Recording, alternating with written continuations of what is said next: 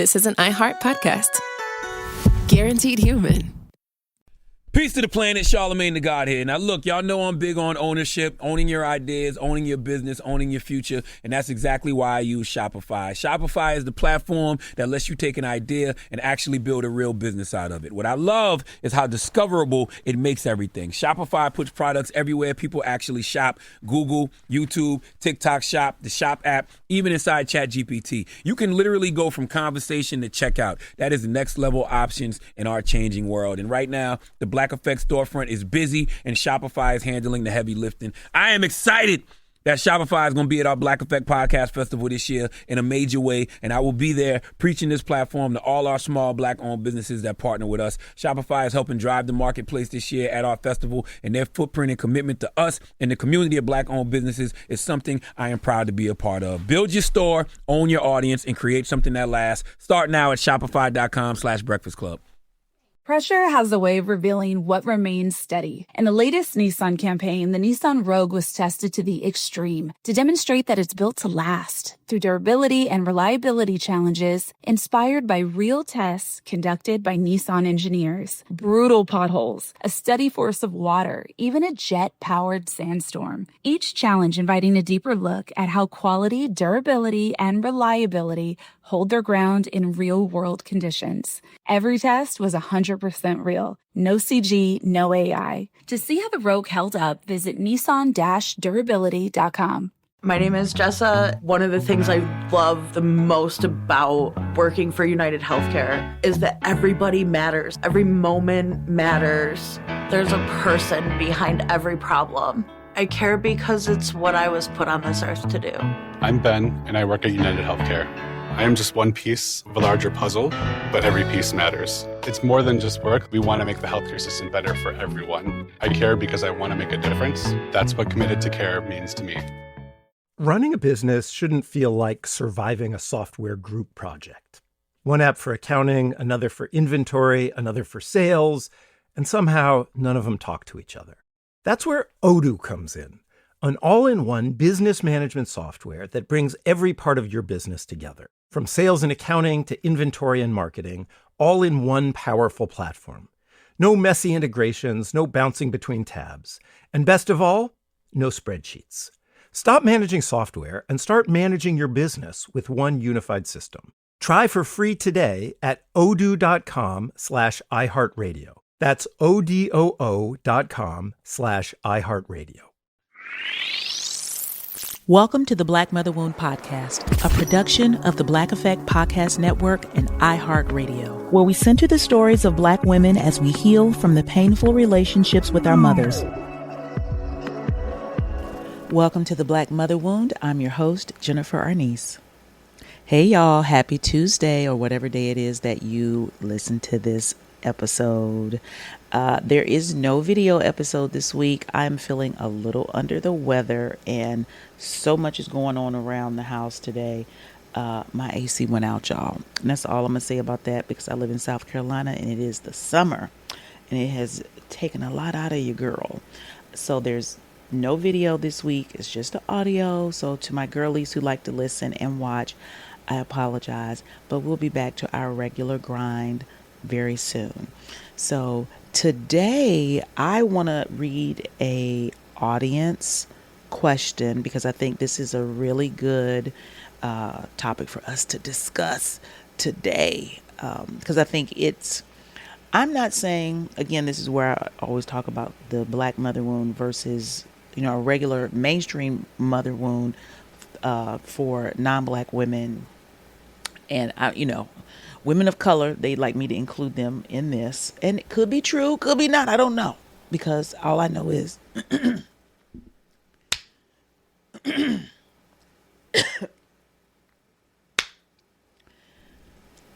and that could be true. I don't know. I just know the Black woman's experience. So that's where I am speaking from. And I will even say Black people's experience. This right here, I believe, impacts Black people so much that it goes into parenting. It goes into relationships. Well, parenting is a relationship. Here I got caught up in that again, thinking a relationship means romantic relationship. It is a relational wound for Black people across the board. And a lot of what we learn about relationships, the fundamentals we learn about relationships, we learn from our mother. So that's why I like to start with the mother wound, because that's where you get it first, and then it gets reinforced in your friendships, your romantic relationships, your job, marketing, this everything that we see on TV, society. This is a big one. So here's the question. Her question is very specific, but I also feel like it's very relatable at the same time. So here's her question. How do I start finding compassion for myself? It was absent in my life, and I have always been in survival mode. I have been a flight attendant for 35 years, and I've given everything I had to all those people with nothing in return. I have self-imploded, and when I'm at work, I fake it. And when I come home, I'm numb and I cry. I have no village. This is hard to read and to hear out loud, because like my heart goes out to her so much, because I feel like I can hear her helplessness and I can feel her hopelessness. It's like, this is the life I have. This is what has been created by me and society, and there's no way out. And the thing that she wants most is to feel some type of connection with herself that reinforces the fact of her worthiness, of her deservingness to be loved.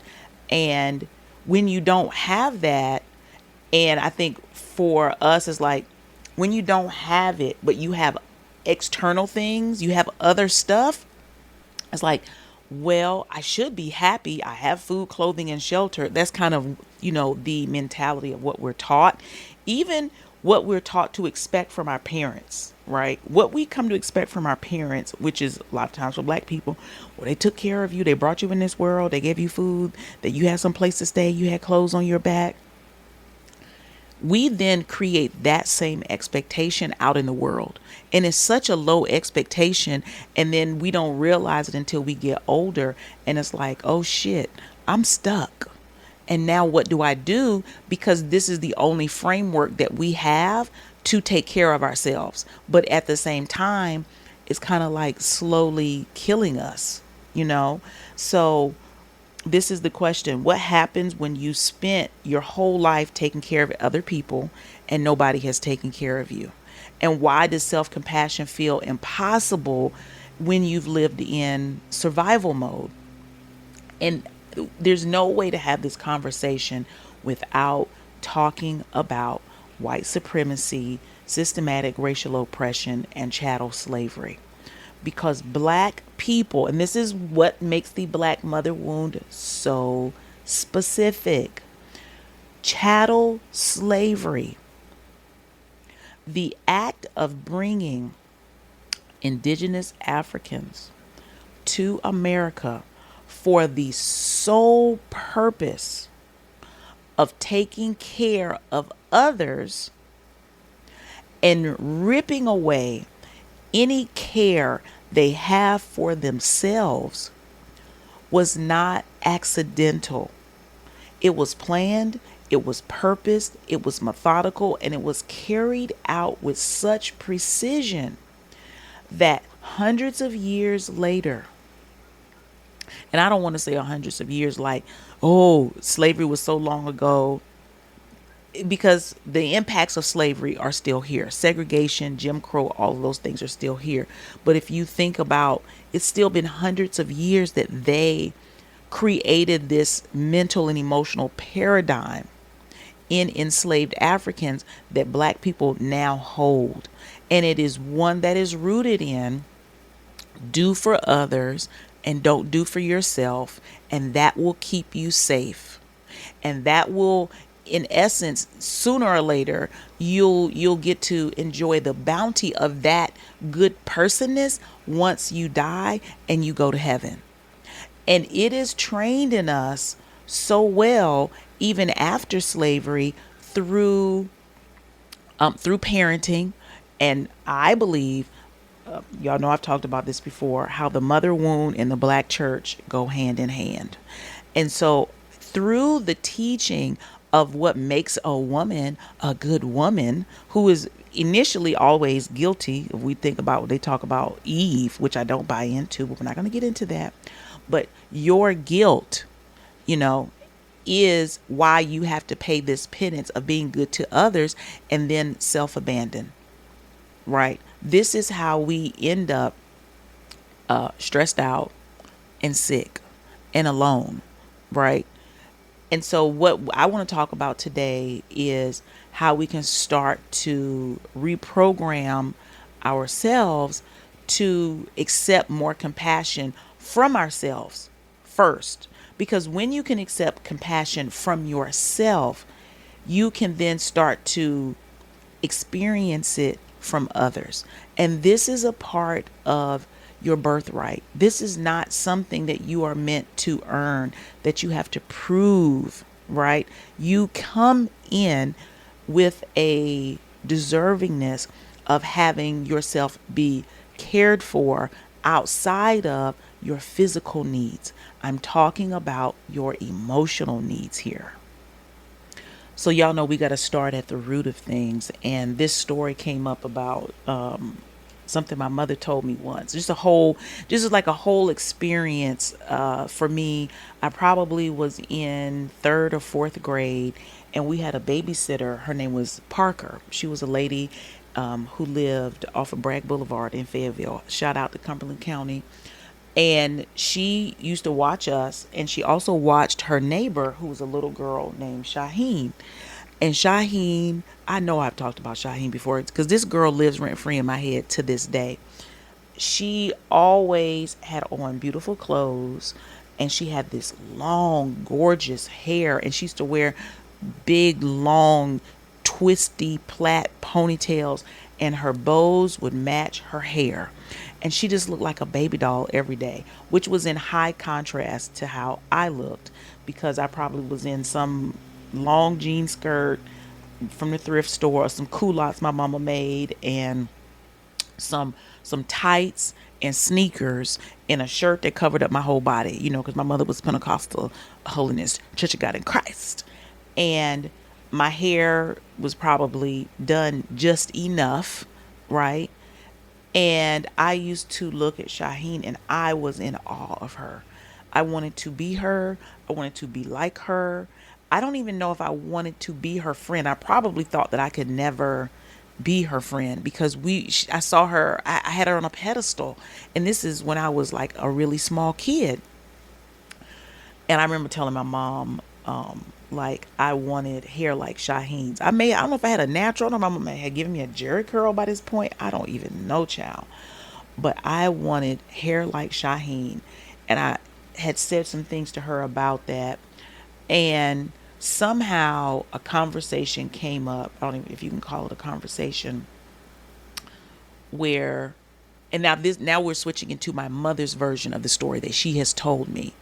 Whereas I told her, like, I wanted to be spoiled like Shaheen. And she told me, don't nobody want nothing spoiled. And I'm telling you this story because in that teachable moment, what I learned was being spoiled was what I wanted. How can I explain this? What I was asking for was not to be spoiled. That was the language a little kid had. What I was asking for was compassion and care. And what I learned was nobody wants someone who wants compassion and care, because that's spoiled, that's self-centered. And I was probably already on the trajectory of this already, because my mother was my model. But I remember that, and I remember taking it to heart in and of a sense, like, I'm not going to be spoiled then. You know, I'm not spoiled. They're spoiled. And so that then turned into the seedlings of a self-righteousness of I don't need anyone. I didn't have the vocabulary for this. This wasn't even a conscious construct. But I can see as I grew up, my propensity to shy away from needing others, from connecting with others, from sharing with others. So, compassion for myself died in that moment, because we need connection from other people. We need to be able to share how we feel. We need vulnerability. And when we're not able to accept compassion from others, and we don't give it to ourselves, that's what we're left with. Okay? Because self-compassion, let's talk about what self-compassion, where it comes from. It comes from the compassion of others. What does the compassion of others looks like? It looks like understanding. It looks like patience. It looks like encouragement and kindness. So if we think about the opposite of that, you say, "Oh, my mother never understood me. She never got me. She was very short with me. Everything had to be perfect all the time. I was always being punished. I was never being praised. She was mean to me. I felt like she didn't like me." That's the opposite of compassion. And then we take that in on ourselves. We don't know how to be understanding, patient, encouraging, and kind to ourselves. It's like, we don't have time for that shit. We got stuff to do. And we are killing ourselves in that, right? And we become the villain in our own life. Even though she started it and she may still be perpetrating it through this day, we now model that behavior ourselves, right? And when compassion isn't modeled for you and you begin to treat yourself that way, the byproduct of that is you begin to feel like you don't know what to do. You're anxious about making a wrong decision. So you're indecisive. You're closed off. When people want to help you or ask you what's wrong, you don't even know how to verbalize it, what needs to be. And if somebody does attempt to help you and it's not perfect, if they don't help you perfectly, it's like, I don't have to deal with them. I'm not asking them again. I'm not worried about that. I'll do it myself. Because the fear of us being a burden on someone and the fear of feeling that rejection and abandonment from people the way we felt it from our mothers, we just like, fuck it. Even if the person isn't abandoning or rejecting us, it's just imperfect in how they show up, or they may not know us, or we may not have given them the clues they need to show up perfectly for us, because we don't know. This is what's so fucked up. That's why we be looking at our mama like, "God damn, girl, you did a number on me." And it happens so soon. So that's what it looks like when we don't have compassion and it wasn't modeled for us. We don't even have a capacity for people to show up. That's another thing. There are people that are trying to be there for you. There were times where people were trying to be there for me. I couldn't even receive it. It felt so cringy and icky, and it made me not trust them. Why you want to help me? What's in it for you? What you trying to do? And I was fucking paranoid. And when you don't have that capacity, it makes it's like you're looking at the world, but you don't really see what's happening because you think nobody literally can ever be there for you. So if people are, you don't have the ability to trust or anything like that. Okay? And instead, this is going back to chattel slavery, white supremacy. Why many Black daughters learn that everyone else's needs come first is because external validation is value. How other people see you, how they can use you as a resource becomes what is valuable. And receiving care is taught to us as selfish. And you're spoiled. If you want somebody to be there for you, if you want somebody to wait on you hand and foot, you want your way all the time. Oh, you just spoiled. What the fuck? And I really hate that because it's funny. I had I was on the phone with the guy yesterday and he asked me about being spoiled. And I was saying to him, you can't call me spoiled because no one can give more than what I give to somebody else. So me wanting the reciprocity back of that, because I am a giving, generous, caring person, me wanting it back in a way that suits me doesn't make me spoiled. But it's like, what does spoiled mean? Oh, you want your way. Okay, well, nigga, you want me to give you your way? Are you spoiled? No, you think that's just the way it is. But when it comes to me getting what I want and other people considering me, for Black women, that's seen as spoiled. And I think I've even described it now like, I want to be spoiled. What I'm saying is I want to be considered. I want to be prioritized. I want to be cared for. I want someone to have compassion for me. But you know what? I've never used the word compassion because compassion is that's humanity. You know what I mean? That is what you would have for a homeless person on the street, for you to have grace on them, for you to see value in them, even when they don't see it in themselves and they are not exhibiting it. So I think I have a new word in my dating vocabulary, and it is, I'm looking for someone compassionate, right? And it's crazy because I also, even as I'm saying this, I was like, that make us sound so soft, make us sound weak. That right there is anti-Blackness. That is anti-humanity. When we can take a word that means care, that means value, that is seeing your intrinsic nature as a human being, and then almost cringe at it like, oh, they gonna be soft, or they gonna be around here letting people take advantage of them, or you always gonna fall for anything. Like, this is what's going through my mind right now. It's like my mind is trying to fight the concept of compassion. It's trying to tell me where I might need to be careful or to be vigilant or be on the lookout, because you can't trust compassion. You can't trust care. And just even in this moment, I want to cry for myself because it's like, damn, I've been doing this work for 10 years, which really is not a long time. I have come to know that ain't shit. I'm still a drop in the bucket in this healing shit, y'all. So that's just a side note. Okay. So when y'all be asking how long it take, this shit gonna take the rest of your motherfucking life. That's the sentence of healing. So I'm gonna leave that there. But my name is Jessa. One of the things I love the most about working for United Healthcare is that everybody matters. Every moment matters. There's a person behind every problem. I care because it's what I was put on this earth to do. I'm Ben, and I work at United Healthcare.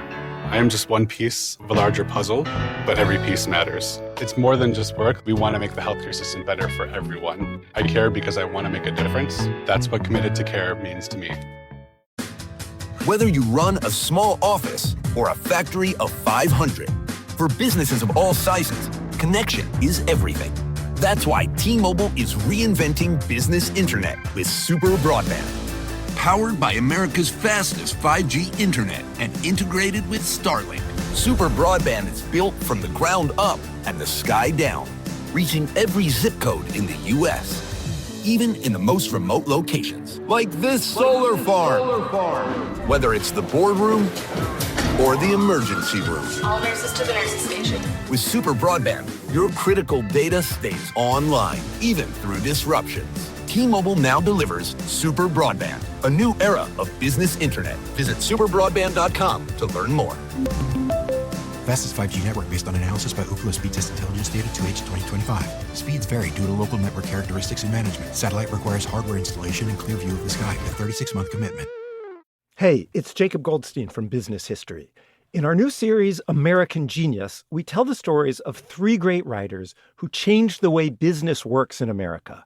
Our first episode is about Benjamin Franklin, who, among many other things, was a best-selling business writer. Take a listen. He's writing this much later in his life, consciously creating this image of himself. And I do want to emphasize how unusual this model is at the time, this self-made man myth, because you don't want to be self-made. It's low class to be self-made. You know, this idea that we have today is the opposite, right? And it comes from Franklin. Today, there is the derisive term nepo baby. Well, exactly right. And these days, if you are a billionaire, you had better have a Benjamin Franklin story about starting in a garage, coming up with the idea from nothing. And here is Benjamin Franklin inventing it right before our eyes. This has been brought to you by Odoo. To listen to more of our American Genius series, listen to Business History. New episodes release every Wednesday on the iHeartRadio app or wherever you get your podcasts. The thing about AI for business, it may not automatically fit the way your business works. At IBM, we've seen this firsthand. But by embedding AI across HR, IT, and procurement processes, we've reduced costs by millions, slashed repetitive tasks, and freed thousands of hours for strategic work. Now we're helping companies get smarter by putting AI where it actually pays off, deep in the work that moves the business. Let's create smarter business. IBM. I can feel, and this is the evidence of it, I can feel me fighting that concept of compassion and somewhere not trusting it completely, having your guard up a little bit. You know, you got to watch out because people out here always trying to get you. You know what I'm saying? And I hate this for us. And I wish I had like a magic pill to take it away. But I'm going to tell you, like I tell y'all with everything else, you just have to practice it. Like me knowing how uncomfortable, you see, I'm stuttering. I feel even kind of trying to introduce the actual word compassion into my vocabulary to communicate how I want to feel and how I want to be treated. The fact that I'm having some glitching in my mind shows that this is a practice that I need to start right away. And for me, now I'm going to tell y'all always ask, the how do you do it? Jump in. You're going to have to jump in to the cringiness. So, for example, I am going to put compassion probably in my dating profile. I'm going to use the word compassion and I like to have, I want to feel compassion. I want to feel that someone cares for me. I'm going to start saying those types of things in my dating early on. I don't mean just dating, but early conversations. Like when you get on the phone with somebody and you start talking, what are you looking for? I'm looking for somebody who's compassionate. Boy, I'm getting a little bit excited because that's going to definitely take some people out of the running. Okay. And if y'all don't know, I use dating. Of course, I like dating. I love men. I want a long-term relationship. It is also a great way to practice relational dynamics. It's a great way to heal and use it as a healing practice because the mother wound is a relational wound, okay? And you only heal it through relationships and practicing new and healthier strategies in relationships. If y'all want to know, side note, how I use dating as a tool to heal my mother wound, comment. Let me know. Send me an email. Send me a pigeon with a little message. DM me on my Instagram because I think that would be an interesting exercise to go through because I have lots of things to say. But anywho, this is the how. It's how you start to jump in and before you're ready. You have to start practicing before you're ready. And you have to give yourself time to see the results of it. So it's like, okay, so that's the way I'm going to practice asking for compassion. Even if it's not about them giving it to me. Let's be clear. It's not about, well, they didn't give it to you, so now what? So, bitch, if you was hungry Do you stop asking for food? No, you keep asking because you're hungry. And you need to know who cannot feed you so you can keep going until you get what you need. You don't stop asking for the food, because then you're going to sit in the corner and starve to death. But it is just, for me, the ask. It's like the courage to ask says so much, because it now is triggering to the universe that I'm open to receiving it, even if it's in small bits. And then what you need to do is start to give it to yourself. How can you be more understanding? First of all, stop talking shit to yourself. Stop cussing yourself out. Stop calling yourself stupid. What is the language that you are using with yourself that isn't compassionate? Let's just start there. Stop using words with yourself that aren't compassionate. Second, what I want you to do is start to use compassionate words with yourself. Oh, you did a good job. Oh, you're doing your best. Oh, come on now. Now, you know what? And I'm going to say this. If it's hard to find kind words to say to yourself, change the tone. Change the tone in which you speak to yourself. So let's try it. Instead of saying, you fucking bitch, I cannot believe you did that dumb shit. This is an exact line that I probably have used on myself hundreds of times. Let's change the tone. I can't believe you did that. That dumb shit, you stupid bitch. And I know those weren't the right words, but you see how I softened it a little bit. Excuse me. You've got to start to play with yourself. You've got to start to find different ways. It's still going to feel cringy. This isn't for you saying it so somebody else can hear. Y'all can just hear me saying it because I'm talking to you. But start to play with tone. Start to, oh, damn. You know, how would you talk to a 2-year-old? Oh, that's okay. You're going to get it next time. You know, it takes some time to learn these things. It's okay. You know what? That was not good. You messed up, girl. You still got to hold yourself accountable. You messed up, girl. Don't do that again.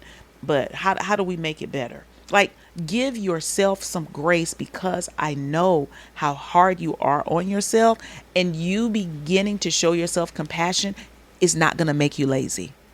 It is not going to make you lazy. It is not going to make you do work that's not up to par. It is not going to get you off your goals. Well, if I'm too kind to myself, I'm not going to stay on my grind. I'm not going to be ambitious. I got to beat myself with a whip to keep going, because that's the hustle. That's why this woman is saying at 50, she done given it all her life, and she comes home and she cries, and she has no village. She has no village inside of her first. She has no one to come home to inside of her. So it's impossible for her to have people to come to. She has no capacity for a village, because a village, first and foremost, brings compassion. It brings, we see you, we support you, we uplift you. You can cry with us. We will not look away when you are not perfect. We will not look away when you are sad. And we don't always want something from you. That's what a village does. But if you haven't built that inside yourself, you cannot have it with others. And let me tell you, one of the core pillars of reparenting your inner child is community. And you also cannot heal your mother wound without community. You cannot heal it in isolation. That is what this audience member is talking about. She is in complete emotional isolation. She's with people all day during the day, and when it's over, it's done. It's dark. It's alone. She's in the corner by herself because she has abandoned herself so much for others, because this is what she's been taught. So before you can have a village out there, you've got to create that village internally. Okay? Now, the other part of this, because I feel like this whole episode is rooted in white supremacy and systematic racial oppression brought to us at the hands of chattel slavery, survival mode. How capitalism and society has put strategically put Black women in survival mode. especially as mothers, when they removed men from the households. When black women needed care from the government, they said, well, we're going to break your family down then. He's got to go. When they started to break our systems down of community, they systematically dismantled our external communities to make us feel alone, and then put black women in survival mode because they know she's got to take care of the kids. Everything's going to ride on her back, and then she won't be able to take care of herself, and she's going to teach her kids the same behavior. None of this shit is by accident. And that's why the black mother wound is different. And why the mother wound is a gender-based wound. Okay, we talk about that. But for black mother wound, it's about how not only patriarchy, but white supremacy has straddled black women with the burden of always being the giver and never being the receiver. And so it's like, how do you get out of survival mode? And a lot of times, survival mode, I think at its, the basic level, how it's shown is like you don't have enough money and you don't have resources, not just money, but you don't have resources. So you are scrambling in different ways. But now what we can see is a lot of y'all have resources, but you don't know you have resources because you don't have any compassion for yourself. So you can't see how far you've come. So you still are stuck in this fundamental survival mode because it's all that you know. Constant productivity, always helping others, never resting, feeling numb like the woman, like you're emotionally shut down. You're high functioning in public. You are no functioning in private. I ain't going to talk about hoarding right now. I'm not going to get into that. I'm not going to get into when you walk outside, you look like the picture of perfection, hair done, nails done, everything done, but your car is a fucking mess. Your bedroom is a mess. Your kitchen is a mess. And I'm not saying this to shame you. I'm not. I'm telling you, I get it. That is a sign that you are stuck. And it's hard to where do we start? Because then we also don't understand process. We don't understand things take time because everything has to be done. Our humanity has been stripped from us so much that everything has to be done, has to be perfect right now. And now you're in this home, this car, this life that's overwhelming you with things that need to be done. And so you just climb in the motherfucking bed and go to sleep or watch TV all night or use substances to get by. All of these things. And you know what? Your girl is not excluded from this group. That's why this work is so important. This is why we're doing this together in community, right? But that survival mode can only come to an end through compassion. When you start to have compassion for yourself, you start to have patience with yourself, and you're like, well, this is going to take a little bit of time, and it's okay. And for every bit you get done, you're able to congratulate yourself. You're able to speak kindly of yourself. You're then able to let people in who can then be a part of your community, offer you even more compassionate understanding, and help you. And these don't have to always be people you know.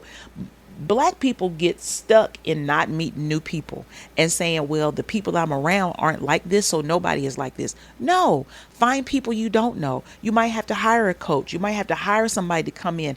Somebody's going to have to see you, but you're so scared of somebody judging you that you can't get the motherfucking help that you need. That is a lack of compassion towards yourself, because what you're actually saying to yourself is, I don't deserve to be seen. I'm not good enough to be seen and accepted the way I am. And a great way to practice a new behavior is to hire somebody, because when you hire a person, they work for you and they've seen the worst of whatever it is. And they are not coming in with judgment because they see this all the time. This is normal for them, and they are a problem solver of that. That is why it's so important to invest in yourself, whether it's hiring somebody to clean your house or your car, whether it's hiring a coach like me. Like, being able to be seen is what your inner little girl is craving. That's the only way you're going to get to compassion. That's the only way, is to allow yourself to be seen. There's no other way. Okay? So this is what I want you all to think about this week. Okay?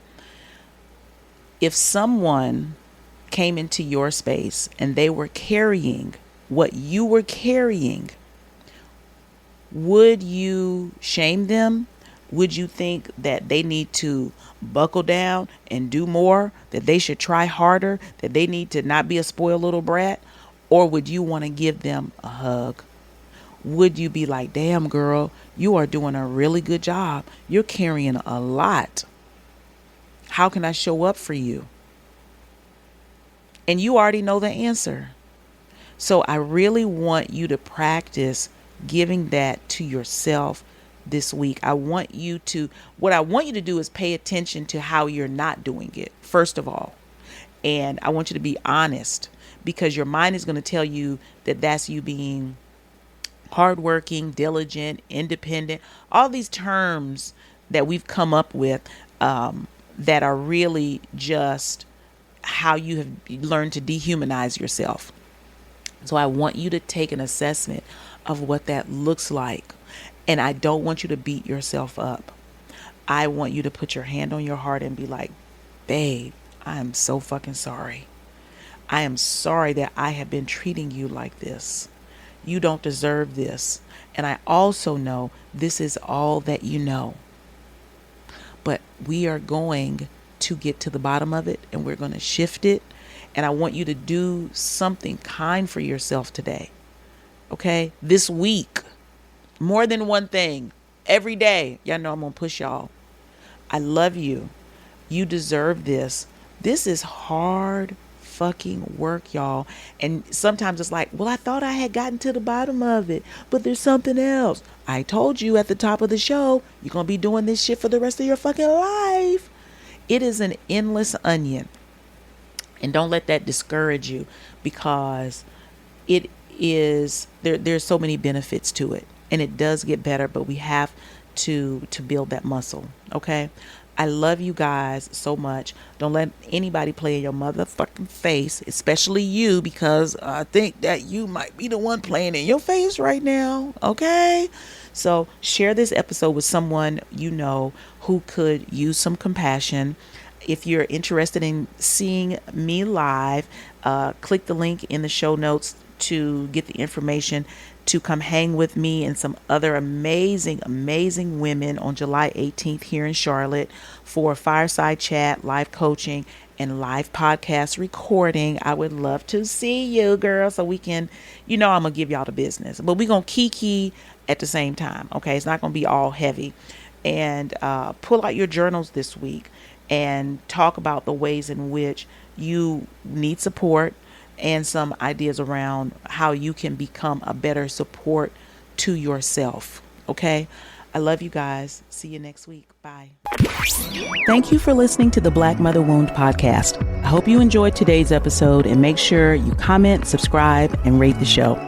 You can keep the conversation going over on IG at Black Mother Wound, and click the link in the show notes to download the free Mother Wound Healing Guide. See you next week. We learned how to love dogs from the dogs that loved us and waited for us to get home from school. They were the dogs that raised us. We returned the love with Pedigree dog food. It was good then. It's better now. For 40 years, Pedigree has been bringing out the goodness in dogs. Every bowl serves up 100% of the nutrition your dog needs, supporting 6 health essentials. That's the Pedigree Goodness Promise. Pedigree. Good then, better now. Running a business shouldn't feel like surviving a software group project. One app for accounting, another for inventory, another for sales, and somehow none of them talk to each other. That's where Odoo comes in, an all-in-one business management software that brings every part of your business together, from sales and accounting to inventory and marketing, all in one powerful platform. No messy integrations, no bouncing between tabs, and best of all, no spreadsheets. Stop managing software and start managing your business with one unified system. Try for free today at odoo.com/iHeartRadio. That's odoo.com/iHeartRadio. T-Mobile has the best plan on the best network. Just ask Kevin Bacon. Today, business happens virtually everywhere. That's why you need Supermobile from T-Mobile. The best plan on the best network, letting you run your business from your phone like never before. In moments of high demand, T-Mobile's network adapts to put your business connection first. Discover more at supermobile.com. Best business plan based on combination of advanced network performance, coverage layers, and security features. Best network based on analysis by Ookla Speed Test Intelligence Data 1H2025. Ookla trademarks used under license and reprinted with permission. This is Sarah Spain from Good Game with Sarah Spain, brought to you in part by Vital Farms. Let me tell you why Vital Farms pasture-raised eggs are the only eggs I have in my fridge. The hens. They're living the good life. Fresh air, sunshine, and wide open pastures. I use my Vital Farms for my famous frittatas. And you could trace your eggs back to the farm they came from. Check the carton for the farm name, pop it into vitalfarms.com/farm, and boom, you're looking at the pasture. So next time you're in the store, look for the black carton in the egg aisle and visit vitalfarms.com to learn more. Vital Farms. Good eggs, no shortcuts. This is an iHeart podcast. Guaranteed human.